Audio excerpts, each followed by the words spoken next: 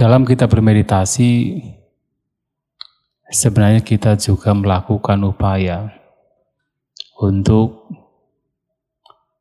menyeimbangkan batin dan juga jasmani kita. Meditasi adalah upaya untuk menyeimbangkan batin dan jasmani kita,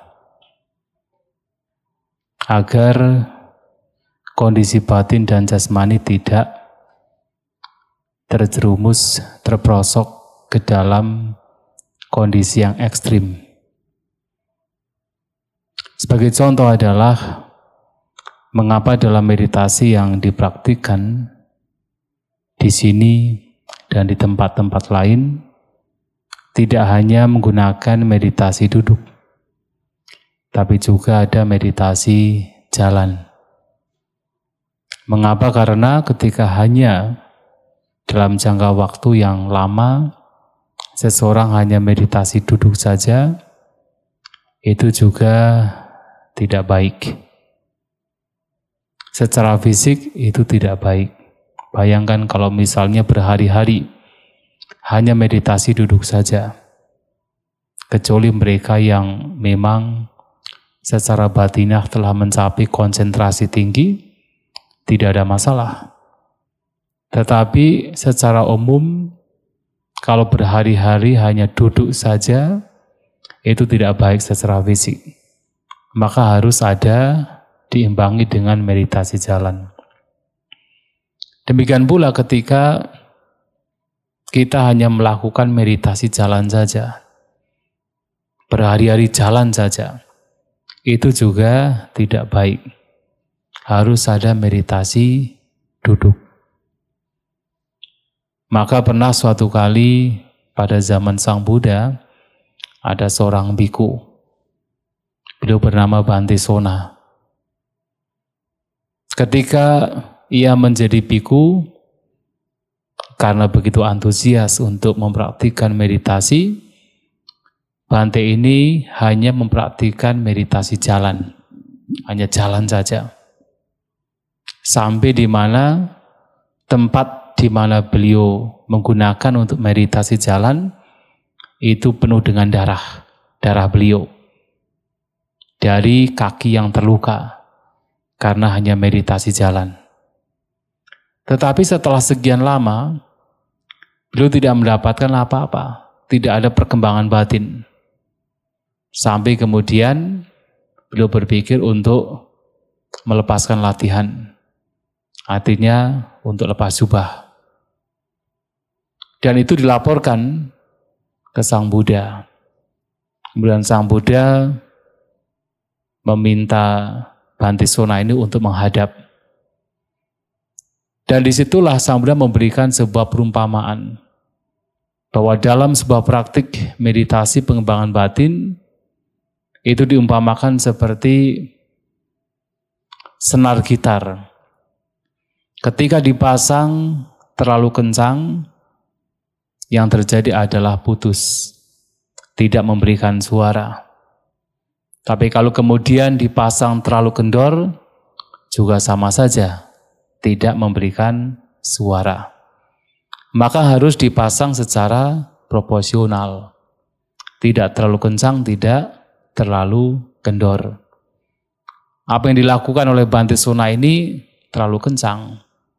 Hanya meditasi jalan saja, sampai berdarah-darah, dan tidak mendapatkan apa-apa.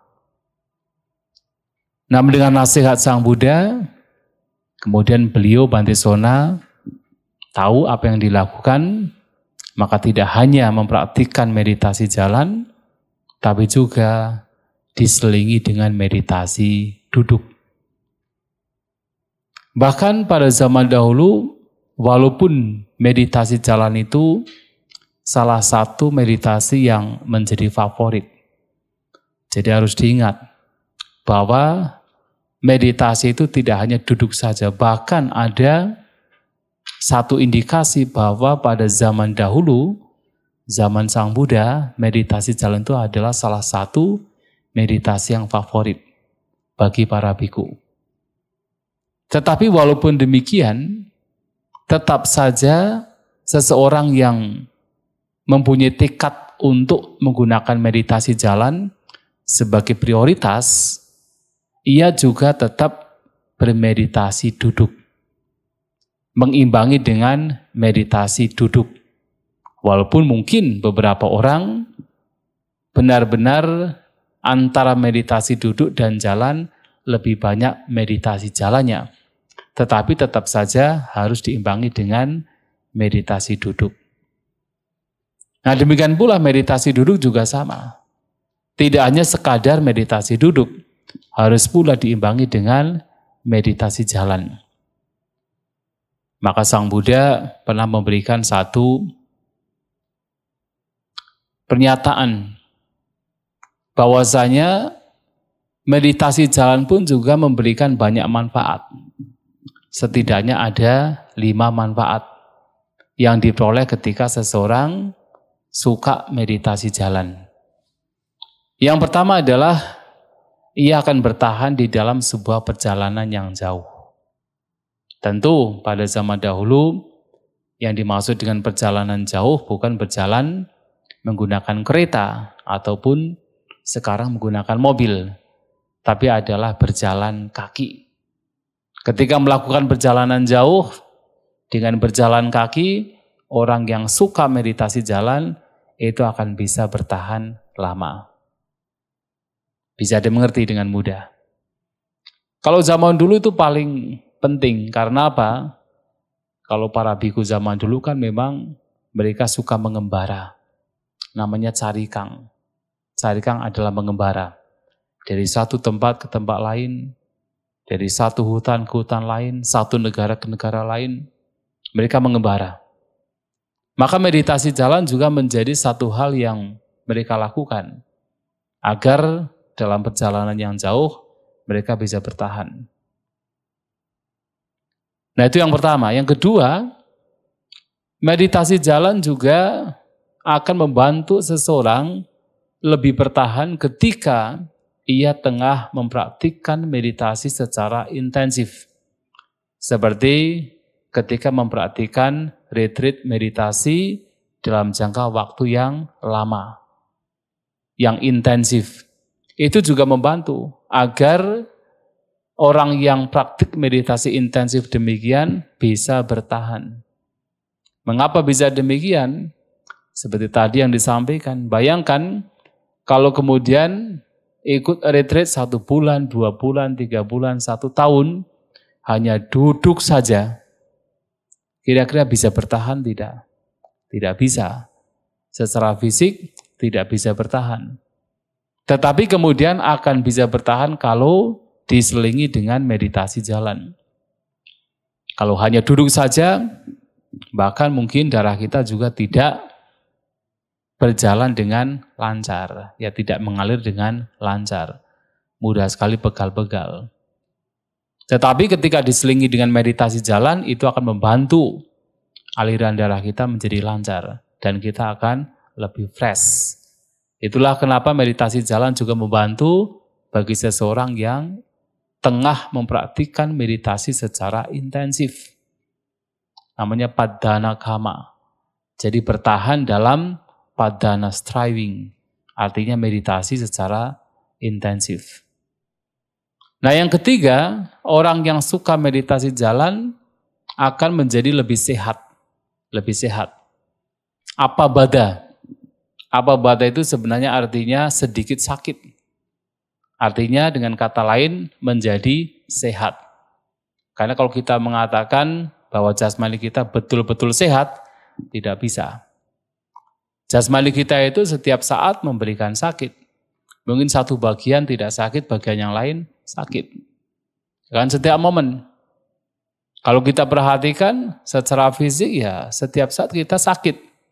Kita duduk sebentar sakit, kemudian berdiri. Nyaman sebentar, ketika berdiri sakit lagi, kemudian berjalan. Dan baru sebentar nyaman berjalan, sakit juga. Terus demikian. Maka fisik kita itu terus mengalami sakit. Tetapi dengan meditasi jalan, fisik kita akan lebih sehat. Kalaupun sakit, tidak banyak, sedikit sakit. Nah, ini juga penting. Mengapa meditasi jalan juga sangat dianjurkan. Dan selanjutnya yang keempat, meditasi jalan juga bermanfaat. Utamanya adalah untuk membantu pencernaan kita. Nah, jadi kalau yang punya masalah dengan pencernaan, ketika makan kemudian tidak tercerna dengan baik, kembung misalnya, nah itu baik untuk kemudian melakukan meditasi jalan. Itu membantu pencernaan. Dan itulah kenapa pada zaman dahulu ada semacam tradisi. Jadi setiap, kalau dulu para biku habis makan, habis bersantap, pindah patah makan, biasanya akan dilanjutkan dengan meditasi jalan. Jadi tidak langsung misalnya duduk, tetapi dengan meditasi jalan. Agar apa?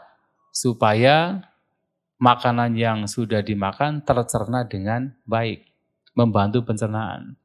Maka sekarang pun juga di sini ketika ada meditasi dianjurkan habis makan lebih baik daripada duduk, lebih baik berjalan untuk membantu pencernaan sekaligus supaya tidak terseret oleh ngantuk.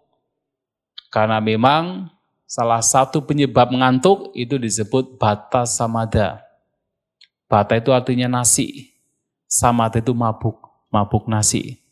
Jadi kalau Anda habis makan kemudian meditasi ngantuk-ngantuk begini, artinya sedang dimabukkan oleh nasi. Bata samada. Nah, sehingga ketika meditasi dan habis makan lebih baik menggunakan untuk meditasi jalan. Agar makanan yang dimakan itu tercerna dengan baik. Dan itu membantu kesehatan. Karena penyebab kita sakit ya sebenarnya salah satunya makanan yang tidak tercerna dengan baik. Coba seperti lihat Bante Kantidaru. Umurnya berapa sekarang? 90 berapa? 92 ya? 93 sekarang. 93 loh. Dan saya memperhatikan Bante ini kenapa umurnya bisa panjang begitu. Sangat disiplin. Dan salah satunya memang giginya itu sangat bagus.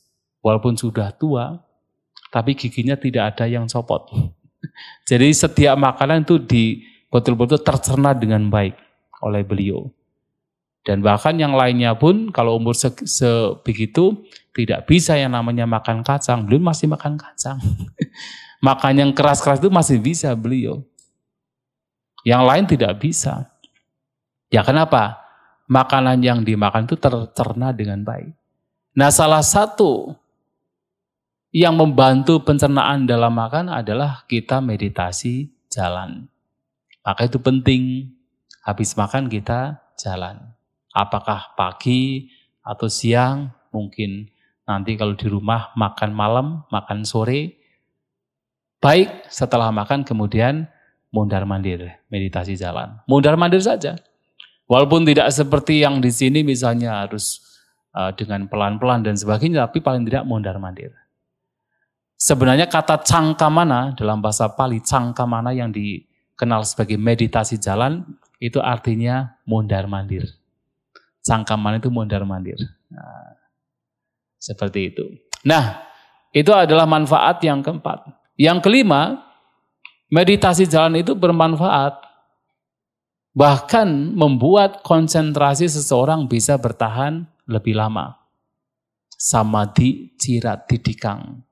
Jadi samadhinya, konsentrasinya, ketenangan batinnya itu bertahan lebih lama. Kok bisa? Bukankah ketika duduk itu akan lebih lama konsentrasinya? Oh bisa.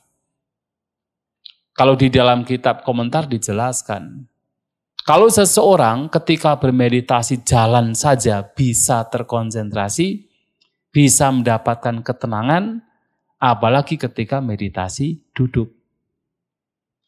Jadi kalau jalan saja bisa tenang, apalagi kalau duduk. Itu yang pertama. Yang kedua adalah pada saat kita meditasi jalan, setelah beberapa waktu, misalnya setengah jam atau 1 jam, apa yang terjadi pada fisik kita? Akan terasa lelah. terasa capek. Kalau capek, apa yang kita butuhkan? Beristirahat kan? Nah, beristirahat yang paling nyaman, kalau meditasi ya duduk. Nah, begitu fisik sakit, fisik capek, lelah, kemudian kita duduk. Maka begitu duduk, di sana ada rileks. Jadi rileks itu sendiri, itu adalah unsur samadhi. Ketika jasmani kita rileks, batin kita rileks, itu adalah unsur samadhi. Ketenangan. Dan kalau sudah rileks, memang kita membutuhkan untuk beristirahat, kita rileks, dan di situ juga dimunculkan perhatian, dimunculkan mindfulness, seseorang akan rileks tetapi tidak tertidur.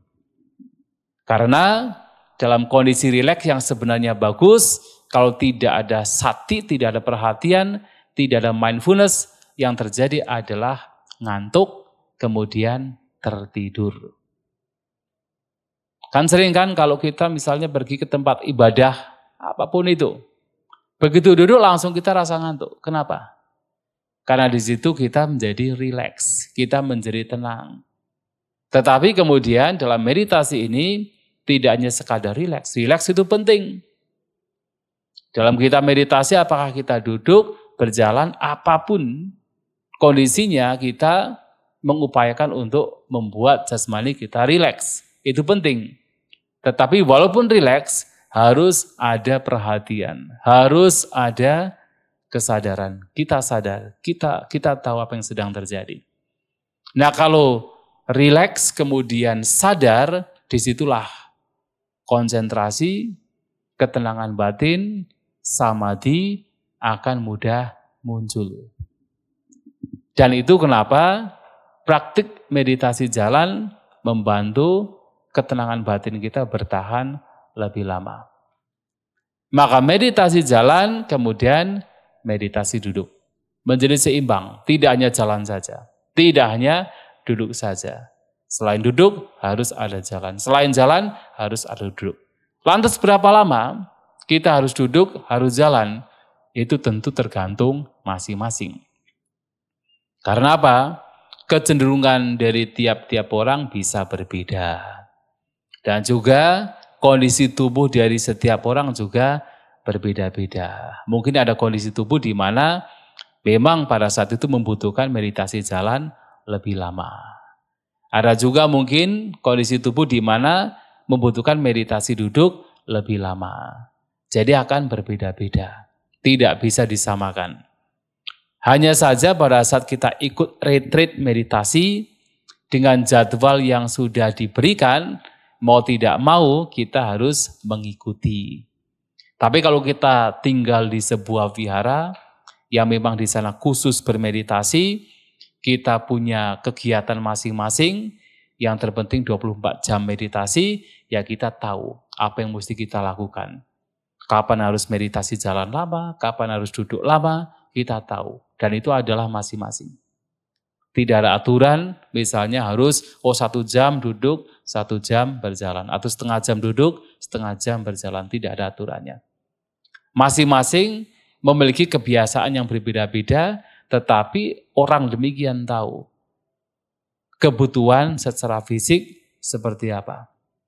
Nah, sehingga di sini dalam bermeditasi berkenaan dengan fisik pun juga harus seimbang, menyeimbangkan fisik. Rileks tetapi tetap ada wirya, ada semangat. Dan tidak hanya fisik, bahkan ketika kita memperhatikan nafas, kembali kepada objek seperti yang tadi siang telah disampaikan pun sebenarnya mengupayakan untuk menyeimbangkan. Ya kan, kalau memperhatikan nafas dengan terlalu kencang untuk mencengkram, ya kita kelelahan sendiri, capek sendiri, tegang sendiri. Tapi kalau kemudian terlalu kendor, kita membiarkan pikiran mengembara, tidak berupaya untuk memperhatikan nafas, ya tidak ada latihan.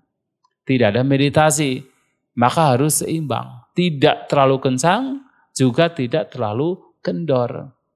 Seperti yang sudah diberikan perumpamaan, seekor induk macan yang menggigit anaknya untuk dipindah. Pernah lihat kan? Di mana? Masa sih? Anjing gitu ya, biasanya kucing ya. Kucing begitu. Nah, seperti kucing lah begitu. Kucing mungkin pernah lihat ya. Kalau macan kayaknya kayak kucing biasanya begitu. Atau bajing, tupai. Nah, tupai juga sama. Memindahkan anaknya itu digigit. Nah, ketika menggigit itu tidak terlalu kencang, tidak terlalu kendor. Terlalu kencang ya kulit anaknya terluka. Terlalu kendor akan lepas. Nah, sehingga harus proporsional, harus seimbang. Maka meditasi, mengamati nafas juga sama. Bagaimana kita mengamati, tetap mengamati tetapi tidak sampai kita itu menjadi tegang. Tidak sampai kita menjadi mencengkram, melekatinya, apalagi sampai mengatur nafas kita. Nah, kita hanya sekedar mengamati nafas yang apa adanya.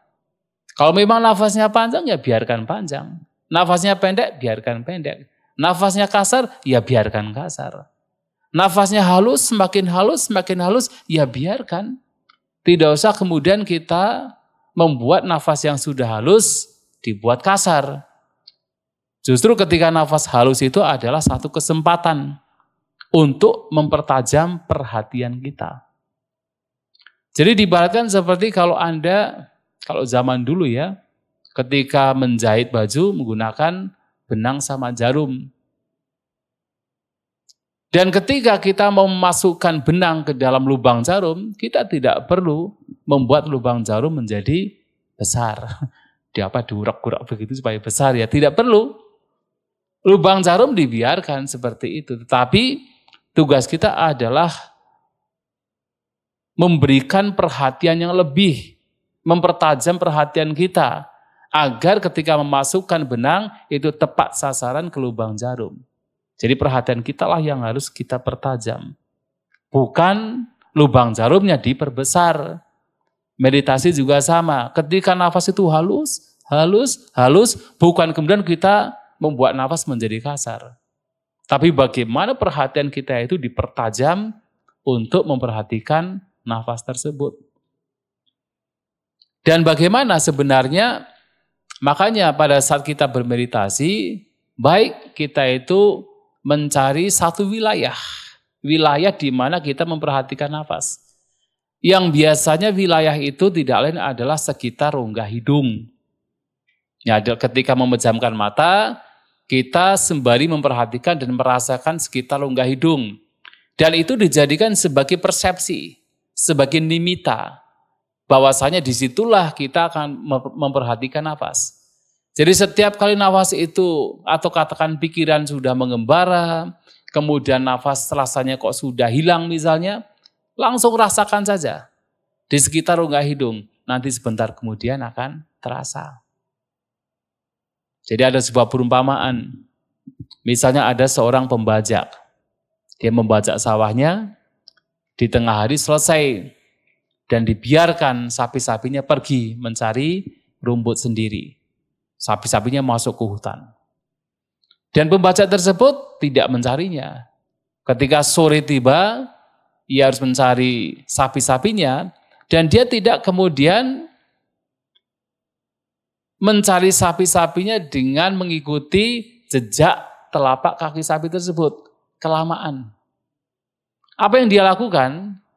Dia akan langsung pergi ke pinggir sungai ataupun pinggir danau yang mana biasanya sapi-sapi itu setelah makan akan berada di sana. Nah seperti itu, pada saat bermeditasi kita memperhatikan keluar masuknya nafas di sekitar rongga hidung. Ketika nanti mungkin, ketika nafas sudah begitu halus, tidak terasa, tidak kelihatan, apa yang kita lakukan? Tinggal kita merasakan rongga hidung saja. Tidak usah dicari. Merasakan rongga hidung saja. Nanti sebentar kemudian akan terasa lagi, akan diketahui lagi, nafas masuk, nafas keluar. Nah itu caranya. Nah sehingga dalam kita mempraktikkan meditasi, menggunakan nafas pun juga bagaimana kita mengupayakan untuk memperhatikan objek secara seimbang, batin seimbang. Memperhatikan, sadar, tetapi di saat yang sama juga kita tetap rileks, kita tetap tenang. Kalau rileks tapi tidak memperhatikan, tertidur. Kalau kemudian kita mencengkeram kuat, kita menjadi tegang, menjadi lelah sendiri. Maka memperhatikan objek juga harus proporsional, seimbang. Nah bahkan ketika kita duduk ya, kenapa kita duduk kemudian kita menegakkan tubuh kita? Itu juga sebenarnya agar seimbang. Duduk itu sendiri adalah unsur tenang. Jadi unsur rileks. Kemudian badan ditegakkan itu adalah unsur semangat. Kalau kita kemudian duduk kemudian melengkung, nanti mudah sekali tertidur. Walaupun kemudian pada saat kita duduk, terkadang lama-kelamaan kita akan membungkuk atau bagaimana. Tetapi selama itu disadari tidak masalah. Tetapi kita bisa mengawali dengan duduk tegak, tetapi rileks. Nah, tegak adalah unsur semangat, sedangkan duduk itu sendiri adalah unsur tenang. Maka antara tenang dan semangat menyatu sehingga menjadi seimbang. Kalau tegak, kemudian terlalu tegak, menjadi tegang, yaitu berlebihan. Menjadi kita lelah sendiri. Kalau kemudian kita duduk tetapi kemudian membungkukkan diri, ya nanti mudah sekali tertidur. Unsur kemalasannya akan muncul di sana. Maka harus tegak tetapi rileks. Nah, tidak hanya secara fisik dan juga objek, bahkan kita itu juga mencoba menyeimbangkan batin kita. Jadi dalam kita bermeditasi akan muncul banyak pikiran-pikiran yang tidak bermanfaat. Dan secara garis besar ada dua jenis pikiran yang akan muncul dalam kita bermeditasi. Yang pertama adalah jenis pikiran yang membuat kita menjadi gelisah, membuat kita menjadi aktif, membuat kita menjadi berkobar, dan kita menjadi kelelahan sendiri. Dan yang kedua adalah jenis pikiran yang membuat kita menjadi kendor, menjadi terlalu rileks, malas, kemudian tidak bermeditasi. Dua jenis pikiran ini. Nah, ketika batin kita dalam kondisi terlalu gelisah, banyak berpikir, aktif, tidak rileks, tidak tenang, terus berpikir-pikir, apa yang kita lakukan? Kita harus menurunkannya.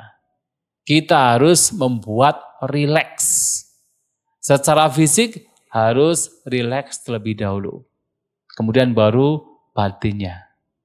Jadi ketika Anda kok merasa terlalu banyak pikiran, dan betul-betul pikirannya itu mengembara aktif, tidak mau diam, tidak mau tenang, sudahlah terkadang yang penting rileks saja.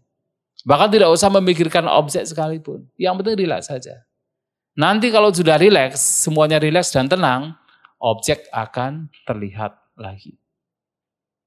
Nah tetapi kemudian ketika pada saat batin kita itu terlalu kendor, bermalas-malasan, termasuk ngantuk muncul, ya kita tidak boleh rileks pada waktu itu. Kalau kita terlalu rileks, apa yang terjadi? Tertidur. Maka pada waktu itu harus apa? Harus dimunculkan semangat. Dan ketika semangat muncul, kondisi batin menjadi seimbang.